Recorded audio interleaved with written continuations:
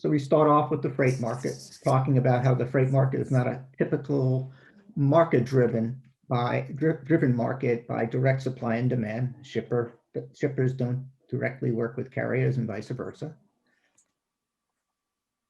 Freight brokers have been introduced because it is so fragmented. And with the advent of technology, certain things were happening. The freight brokers were not acting as true intermediaries, as a lot of other markets act. They're really acting in their own self-interest.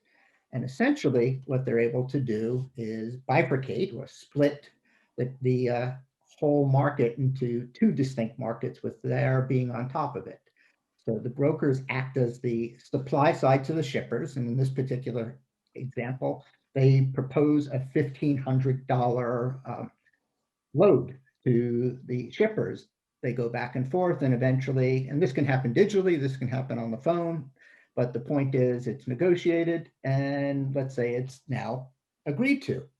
That gives the broker an incredible advantage because he's locked in his revenue side. And if the pickup date is in the future, which it normally is to some degree, they have the ability to essentially push down the price of the freight to lock in a spread. So here they come in with a price of $1,000 and negotiate it, and they can do what brokers do electronically and or over the phone, saying this is what the market will bear, and then it's agreed to.